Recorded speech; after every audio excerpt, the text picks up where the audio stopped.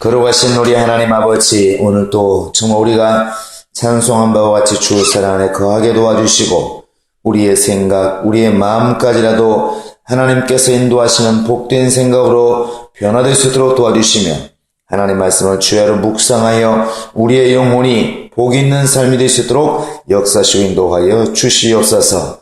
이 새벽에 우리가 정말 하나님의 일을 놓고 기도하며 우리의 정말 일을 놓고 기도할 때 하나님께서 가장 선한 길로 우리를 인도해 주시고 우리의 삶이 하나님의 뜻을 이루어나가는 복된 삶이 될 수 있도록 역사시고 인도하여 주옵소서. 어렵고 힘든 모든 난관들이 정말 예수의 이름으로 해결받게 도와주시고 우리의 영혼이 기뻐 뛸 수 있는 놀라운 응답이 있도록 하나님이 함께 하시고 인도하여 주옵소서. 감사하고 예수님의 이름으로 기도합니다. 아멘. 하늘에 계신 우리 아버지여, 이름이 거룩히 여김을 받으시오며 나라의 마옵시며 뜻이 하늘에서 이룬 것 같이 땅에서도 이루어지이다. 오늘날 우리에게 일용할 양식을 주옵시고 우리가 우리에게 죄 지은 자를 사하여 준 것 같이 우리 죄를 사하여 주시고 우리를 시험에 들게 하지 마옵시고 다만 악에서 구하옵소서. 나라와 권세와 영광이 아버지께 영원히 있사옵나이다. 우리 하나님의 말씀은 갈라디아서 5장 22절부터 끝절까지 보겠습니다. 갈라디아서 5장 22절로 끝절입니다. 시작. 오직 성령의 열매는 사랑과 희락과 화평과 오래 참음과 자비와 양선과 충성과 온유와 절제니 이 같은 것을 금지할 법이 없느니라. 그리스도 예수의 사람들은 육체와 함께 그 정욕과 탐심을 십자가에 못 박았느니라. 만일 우리가 성령으로 살면 또한 성령으로 행할지니 헛된 영광을 구하여 서로 노엽게 하거나 서로 투기하지 말지니라. 하나님은 지금도 이렇게 일하시는 분이십니다. 어떻게 일하시는가? 하나님의 약속을 따라 일하시는데 그 일하시는 것은 곧 성령을 정말 역사하셔서 성령으로 일하시는 분이 우리 하나님이십니다. 믿음 안에서 결코 우리가 간구할 수 없는 것은 바로 예수 그리스도이십니다. 우리의 믿음의 주인도 예수님이시고 또 우리가 세상에 많은 언어와 말들이 있지만 우리가 신경 써서 듣고 지켜야 될 말씀이 바로 이제 예수의 입으로 나온 하나님의 말씀이고 우리가 또한 닮아야 될 것도 결국 예수님이 아버지 앞에서 순종하신 그 순종의 삶인데 그 예수님을 우리가 믿는 과정에 있어서 이 모든 것을 실천하는 과정에 있어서 반드시 필요한 것이 바로 이제 성령의 인도하심과 성령의 역사입니다. 예수님이 이 땅에 오시는 순간부터 이 땅을 떠나면서 마지막 제자들에게 부탁하시고 당부하시고 떠나시는 그 순간까지 예수께서 행하신 모든 일들, 예수님이 행하셨던 그 많은 이적들, 이런 것들은 곧 바로 성령을 따라서 이루어진 일입니다. 그래서 예수님이 이 땅에 이제 마리아에 대해 잉태하시는 그 순간 마태복음 1장 18절에는 이렇게 기록하고 있습니다. 바로 성령으로 잉태된 것이 나타났더니 이렇게 되어 있습니다.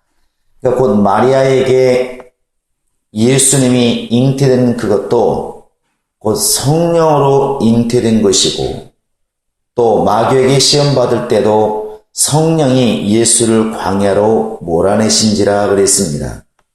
결국 예수님이 행하신 모든 것들은 성령으로 행하신 것이고 또 제자들을 가르친 것에 있어서도 사도행전 1장 2절에 보시면 그 누가가 사도행전을 기록할 때에 바로 그 첫머리에 하신 글이 뭐냐면 예수께서 제자들에게 성령으로 명하시고 가르치신 일이라 이렇게 되어 있습니다. 결국 예수님께서 제자들을 가르치고 명하시고 또 제자들을 이끌었던 이 모든 것까지라도 성령으로 행하셨다고 하는 것을 능히 이렇게 알 수가 있다는 것이죠. 예수님의 유언과 같은 마지막 부탁도 너희는 예루살렘을 떠나지 말고 하늘로부터 능력을 입혀올 때까지 이 성에 유하라 이렇게 말합니다. 몇 날이 못 되어서 성령으로 침례를 받으리라. 결국 예수님이 태어나시고 이 땅을 떠나시면서 하시는 모든 일들까지라도 성령으로 모든 것을 행하셨다고 하는 것을 이렇게 우리가 알 수 있습니다. 오늘날 우리 눈에 교회가 보이고 사람이 보이지만 궁극적으로 개인의 삶이나 또 교회에 가는 길도 성령으로 시작되고 또 성령으로 진행하고 성령으로 마쳐야만이 온전한 교회 또 온전한 성도라 볼 수가 있을 겁니다. 그래서 예수님께서도 제자들에게 성령으로 충만할 것을 명하셨고 다른 것은 회방할지라도 성령으로 회방하지 말라고 당부하시는 것이고 우리가 지금 날마다 기도하는 것도 결국 성령의 충만을 기도하는 것입니다. 신앙생활에서 중요한 게 무엇이겠습니까? 결국 믿음인데 그 믿음이라고 하는 것도 결국 지속성입니다. 계속 실망하지 않고 1년, 2년 열심히 하다가 결국 낙심해서 떨어져 나간다면 또 20년, 30년 열심히 했는데 그 믿음이 시들해져서 열심히 사라진다면 그 신앙의 그 열심이 어디 갔을까? 그래서 갈라디아서 6장을 보시면 9절에도 이렇게 되어 있습니다. 우리가 선을 행하되 낙심하지 말지니 포기하지 아니하면 때가 이르림에 거두리라 그랬습니다. 선을 행하되 낙심하지 말지니 이렇게 되는데 어떻게 낙심하지 않을 수가 있을까? 환경 때문에, 사람 때문에, 일 때문에, 또 지치니까, 또 지루하니까 사람은 누구나 낙심하는데 어떻게 이렇게 똑같이 여상이란 말을 쓰는데 처음 믿을 때부터 이 땅을 떠나는 그 순간까지 바울처럼 나는 달려갈 길을 다 가고 나는 믿음을 지키었다. 어떻게 그렇게 똑같을 수가 있을까? 그것은 사람의 힘으로는 불가능한 것입니다. 오직 성령이 우리 안에서 역사할 때 성령이 나를 감동하시고 나를 인도하시고 내가 성령으로 충만해 살아갈 때 가능하다는 것이죠. 우리 한번 요한복음 7장을 같이 한번 펴보시겠습니다. 요한복음 7장. 요한복음 7장 37절을 보시기 바랍니다. 37절부터 39절까지입니다. 시작. 명절 끝날 곧 큰 날에 예수께서 서서 외쳐 이르시되 누구든지 목마르거든 내게로 와서 마시라. 나를 믿는 자는 성경의 이름과 같이 그 배에서 생수의 강이 흘러나오리라 하시니 이는 그를 믿는 자들이 받을 성령을 가리켜 말씀하신 것이라. 예수께서 아직 영광을 받지 않으셨으므로 성령이 아직 그들에게 계시지 아니하시더라. 나를 믿는 자는 성경의 이름과 같이 그 배에서 생수의 강이 넘쳐나리라. 흘러나오리라. 곧 성령이 우리 안에 임하시면 들어서 또 보아서 신앙생활하는 것이 아니라 내 속에서 막 역사하는 그 믿음을 따라 하는 것이기 때문에 낙심하거나 실망하지 않는다는 것이죠. 어차피 이것이 지금 물로 비유한 것이니까 우리가 이렇게 바가지 떠서 물을 얻어먹으면 분명히 다시 목마를 수 있지만 샘 앞에 있으면 샘에서는 끊임없이 물이 나오기 때문에 목마르지 않는다는 것입니다. 성령이 우리 안에 임하셨다고 하는 것, 성령으로 역사한다는 것은 마치 우리 속에 샘이 있는 것과 같다는 것이죠. 그래서 환경이 형통하고 환경이 어려워지고 육체가 고단하고 편안하고를 떠나서 성령으로 역사하는 사람은 이 땅을 떠나는 그 순간까지 결코 지치거나 낭망하거나 실망하거나 좌절하지 않는다는 것입니다.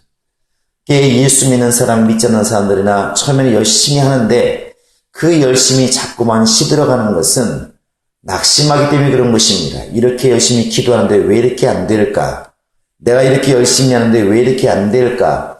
이것 때문에 낙심하고 실망하는데 이런 것들을 극복하는 능력은 오직 성령으로 이끌림 받는 것입니다. 예수님처럼 바울처럼 베드로처럼 성령으로 이끌림 받으면 결코 낙심하지 않을 수 있다는 것이죠. 그리고 결국에는 그러한 삶을 통해서 곧 성령으로 이끌림 받는 삶을 통해서 성령의 열매가 이제 맺히게 되는 것입니다. 성령의 열매를 잘 보시면 개인적이라기보다는 대인적인 부분이 많습니다. 우리 한번 본문을 다시 한번 이렇게 보시기 바랍니다.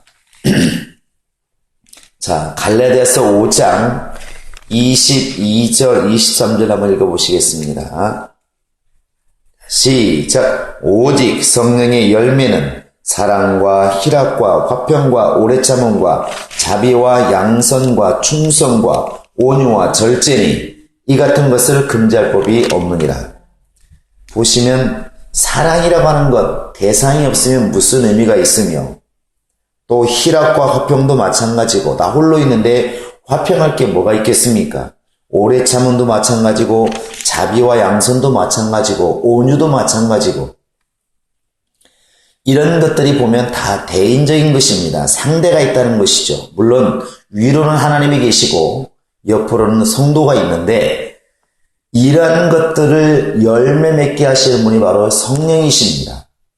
그래서 성령으로 이렇게 열매 맺다고 하는 것은 뒤에 보시면 25절에 보시면 25절, 26절 왜 이런 성령의 열매를 강조했냐면 만일 우리가 성령으로 살면 또한 성령으로 행할지니 헛된 영광을 구하여 서로 노엽게 하거나 서로 투기하지 말지니라.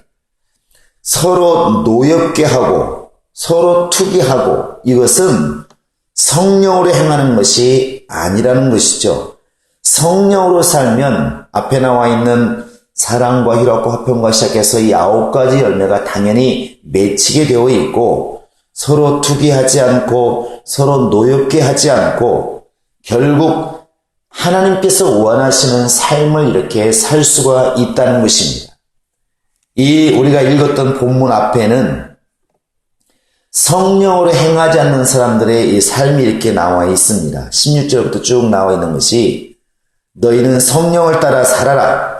육체의 욕심을 따라 살지 말라. 그러면서 17절부터 육체의 욕심은 육체의 소욕은 그러면서 쭉 나열하고 있는데 성령으로 살지 않으면 우리가 어떻게 산다고 하는 것을 분명히 말합니다. 결국 하나님이 우리에게 성령을 주신 것은 하나님의 뜻대로 살기를 원해서 서로 투기하고 또 서로 정말 이렇게 노엽게 하고 다투면서 하나님을 정말 이렇게 괴롭게 하는 그런 삶이 아니라 결국 우리를 통하여서 예수를 보이기를 원하시는 우리를 통해서 예수를 나타내기를 원하시는 그 하나님의 뜻대로 사는 방법 그 뜻대로 살기를 수 있는 능력을 나타내시기 위해서 성령을 우리에게 허락하셨다는 사실입니다. 우리 인간은 성령의 은사에 관심이 많습니다. 그러니까 이렇게 이 갈라디아서 어찌 보면 5장보다는 고린도전서 12장에 나와 있는 은사에 더 강하죠. 관심이 많다는 것입니다. 그래서 이렇게 지혜의 은사, 지식의 은사, 방언의 은사, 통역의 은사, 병 고치는 은사 이런 은사에 더 욕심이 많고 관심이 많습니다. 왜냐하면 그것이 눈에 확 이렇게 들어오기 때문에 그렇습니다. 그런데 바로 농부가 곡식을 가꾸는 것도 과일나무를 가꾸는 것도 결국에는 열매인 것이고 요한복음 15장에서도 많은 열매 맺는 것이 우리 아버지께는 영광이 된다 이렇게 나와 있는 것처럼 결국에는 열매인데 바로 잎이 무성할지라도 무화과나무 잎이 무성할지라도 열매가 없으면 결국 예수님께로부터 버림받을 수가 없습니다. 그러니까 우리가 이렇게 신앙생활하면서 은사 부분을 많이 강조하고 많이 이렇게 사모하고 눈에 띄지만 궁극적으로 그런 은사를 주시는 이유가 무엇일까? 왜 성령께서 그런 각각의 사람에게 은사를 주실까? 그 나중에 결과를 보면 유익하게 하려 하심이라 그랬습니다.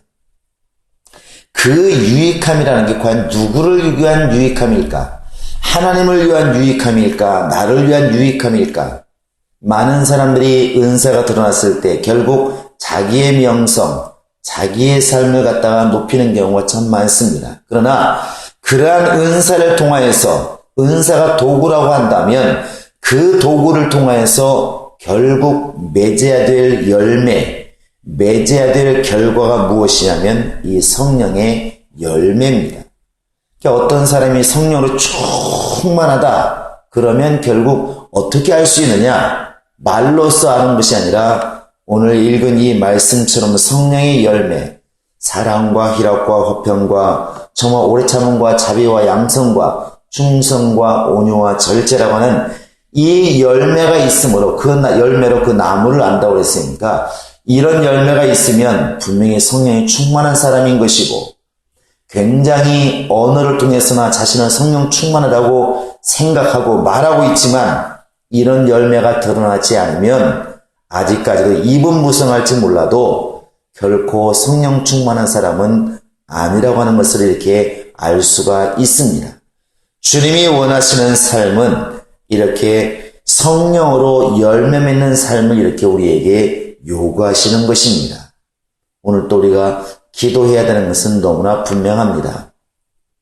요한복음 14장 17절에도 내가 너희에게 보혜사를 보내겠다. 성령을 보낼 것인데 그는 영원토록 너희와 함께 있을 것이고 내가 하는 이 말들을 깨닫게 할 것이고 기억나게 할 것이고 결국에는 너희를 진리 가운데로 잘 인도해서 하나님의 사람으로서 제대로 살게 할 것이다. 이렇게 예수께서 말씀하시는데 우리는 성령에 대해서 말은 많이 하지만 결국 아직까지도 성령의 열매가 확실하게 주렁주렁 맺히지 못하는 것을 보면 아직도 우리는 모르지만 성령을 많이 제한하고 있고 또 성령을 많이 의지하지 않고 있다는 것을 알 수가 있는 것입니다. 오늘 정말 이 아침 우리가 기도할 때에는 이런 성령의 열매가 내 안에 있어서 나를 통하여 예수와 같은 사역이 이루어지게 하소서. 정말 오직 예수께서 이 땅에 태어나시는 그 순간부터 이 땅을 떠나시는 그 순간까지 오직 성령으로 잉태하시고 성령으로 말하시고 성령으로 당부하시고 성령으로 명령하셨던 것처럼 우리의 삶이 그런 삶이 되게 하소서. 예수 믿는 그날부터 내 영혼이 성령으로 시작했으니 정말 성령으로 말하게 도와주시고 성령으로 기도하게 도와주시고 성령으로 살게 하셔서 나를 통하여 이런 성령의 열매가 맺어지게 도와주시고 성령의 열매를 통해서 하나님을 기쁘시게 하는 그런 복된 삶을 살게 하소서. 이 아침에도 여러분 기도할 수 있기를 예수의 이름으로 축원합니다.